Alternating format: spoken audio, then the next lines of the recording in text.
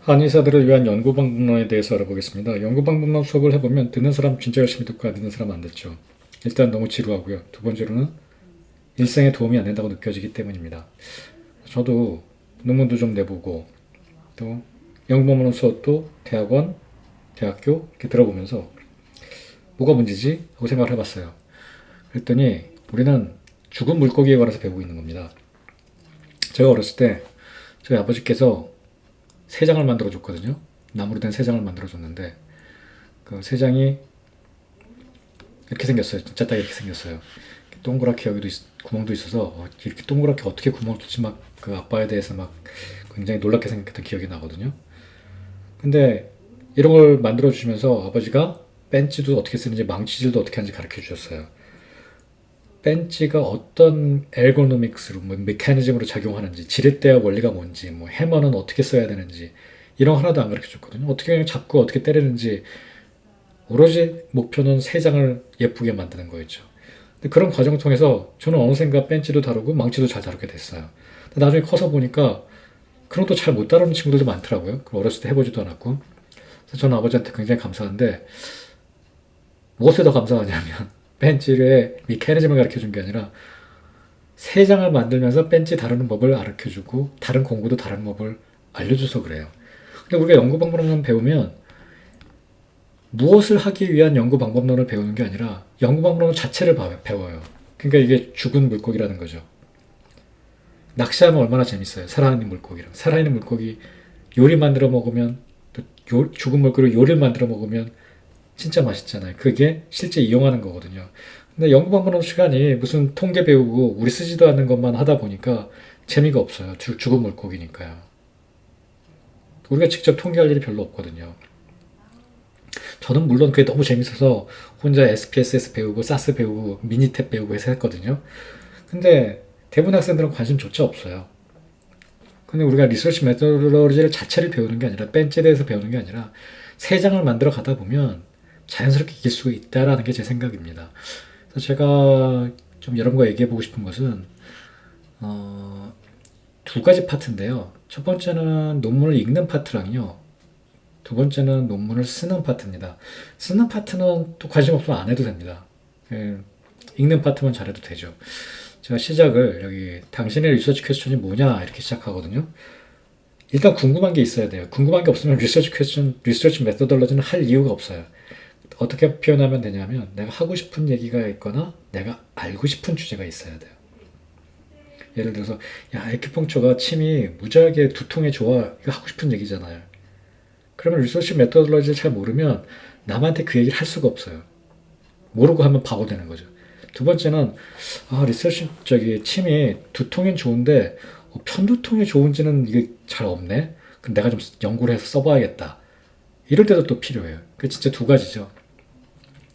읽는 용도랑 쓰는 용도랑. 그래서 내가 다른 사람들한테 다른 사람이 써놓은 걸로부터 좋은 정보를 얻는 거예요. 읽는 거고요. 읽을 때 리서치 메토돌리지가 필요합니다. 왜냐면 남한테 얘기를 들으면서 그 얘기가 진짜인지 거짓말인지 이게 합리적인지 아닌지 판단해야 되니까요. 그러려면 룰을 알아야 됩니다.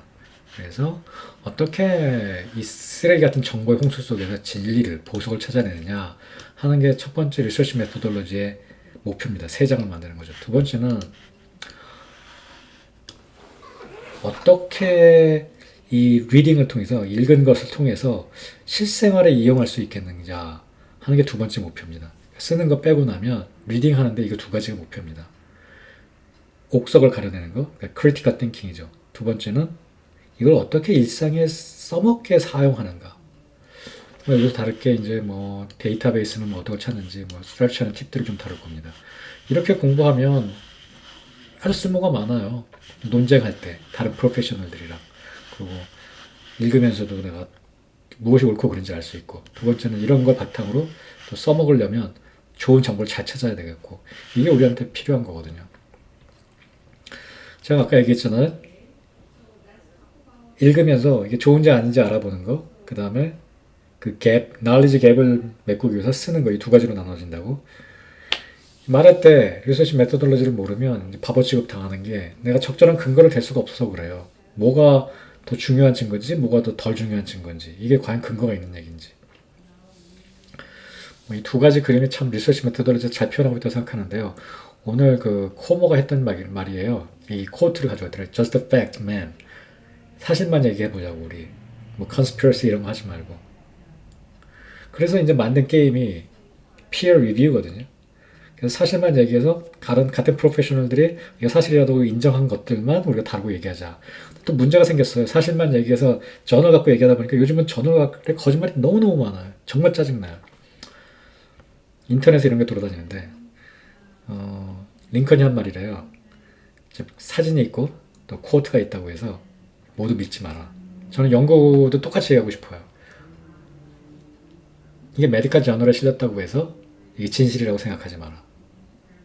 어쩌고 저쩌고 없죠. 그래서 우리가 리서치 메소드를 배워야 연구 방법론을 배워야 적절하게 다른 사람이 주장하는 것을 판단할 수 있고요. 또 그런 판단에 의거해서 내가 진료하는데 도움을 받을 수 있습니다. 이게 한의사가 리서치 메소돌로지를 배워야 되는 이유입니다. 그럼 이걸 다른 사람들, 다른 프로페셔널들이 배우는 걸 똑같이 배우는 게 적합하느냐? 전 전혀 아니라고 생각해요. 세 번째 파트인데요.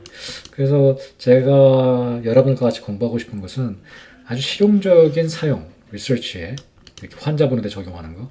그 다음에 다른 책들 보면 example들이 그 연구 과제나 이런 게 에큐펑처 스터디랑 상관이 없어요. 그래서 이 얘들을 다 에큐펑처 스터디를 가지고 또 연습 문제들이 진짜 중요하거든요. 그 리서치를 이해하는. 근데 연구 방법론 연습 문제들이 무슨 다 역학 연구예요. 에큐펑처랑 상관이 없죠. 침이나 한약이랑. 그래서 이걸 다 침과 한약 연구로 봐야 여러분들이 마음에 와닿고 또 이용할 수가 있습니다. 왜냐하면 많이 달라요.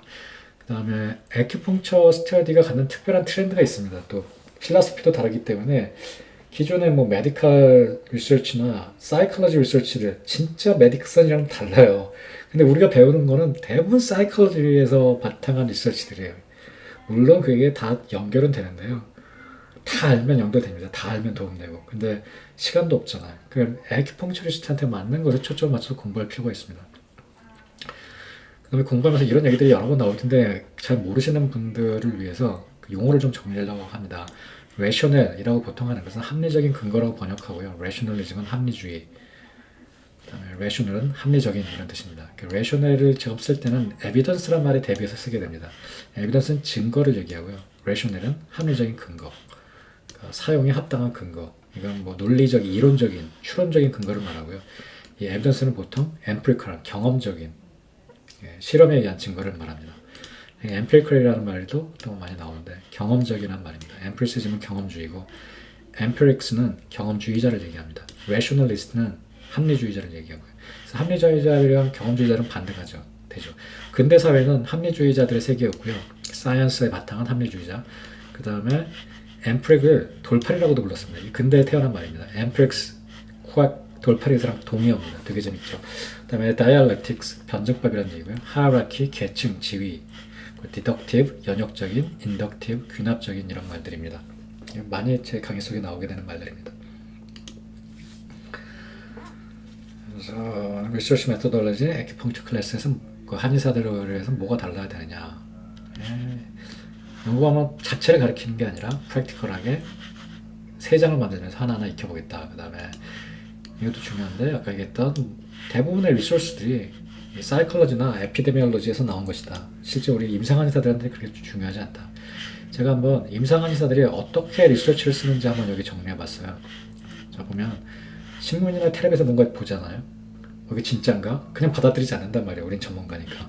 그럼 레퍼런스가 어디나 찾아보죠. 그럼 레퍼런스 찾아본 다음에 풀 텍스트나 앱스트랙트 읽어보면서 이게 스터디 타입이 뭔지 이걸 알아야 이게 어느 정도 증거를 가졌는지 알 수 있잖아요. 그 다음에 프라이머리 아웃컴이 뭔지 많은 그 텔레비나 이런 데서 연구 주제와 상관없는 포스트혹 그러니까 사후 분석한 주제를 발표해요. 그게 재밌다, 이슈가 된다 하니까 이런 건 사실 에비던스가 안 되거든요. 그런 것들을 살펴봐야 돼. 이게 정말 그 프라이머리한 연구 주제였는지. 그 다음에 이 리저트를 그 결과를 먼저 이거는 이제 외형적인 그러니까 스트럭처에 대한 증거 수준이고 그 다음에 이제 내용을 살펴봐야죠. 내용이 이 사람이 플랜한 거를 아주 그 objective하게 객관적으로 해석했는지 이 부분도 되게 중요한데 이건 좀 많이 경험이 필요합니다. 기본적으로 표나 그래프 보는 법들을 알아야겠고요. 그다음 다섯 번째, 이걸 가지고 이렇게 해서 안 결과를 가지고 친구들이나 다른 직업군의 사람들이나 뭐 의사나 물리치료사나 우리가 디스커스 할 수 있죠. 근데 이 게임의 룰을 모르면 디스커스가 안 되죠. 우기는 거밖에 안 되죠. 여섯 번째는 이런 바탕으로 얻은 것들을 그 프랙티스에 적용할 수 있습니다. 이게 뭐 적어도 저는 이런 플로우로 많이 지식을 습득합니다. 이런 플로우, 우리 일상생활에서 신문이나 뉴스에 보면 계속 이런 주제들이 던져지거든요. 뭐 간헐적 단식이 진짜 좋냐, 뭐 한약으로 고혈압 치료가 되냐, 뭐 이런 거에 대답을 할 수 있어야 될 거 아니에요. 그냥 내 신념에 의해서, 내 경험에 의해서가 아니라 객관적인 증거에 의해서. 이게 EBM의 증거입니다. 윌리엄 오슬러라는 의사고요. 근대 의학 교육에 굉장히 영향을 미친 미국 의사입니다.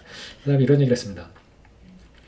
의학은 그 Science of Uncertainty, 불확실성과 확률의 기술에 관한 학문이 과학이다.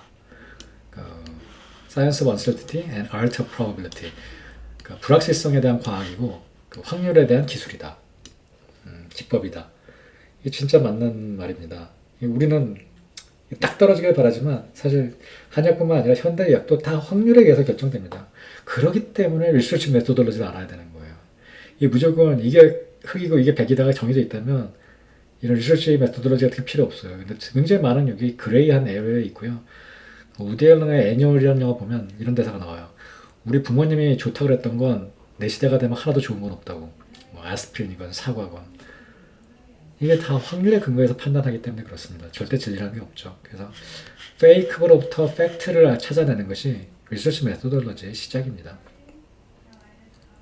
아까 얘기했던 하지만 이 리서치 자체를 공부해서는 안 된다. 연구를 자체를 공부해서는 안 되고 우리가 일상적으로 필요한 것들을 찾아 나가는 가운데 자연스럽게 그 기법을 익혀야 된다.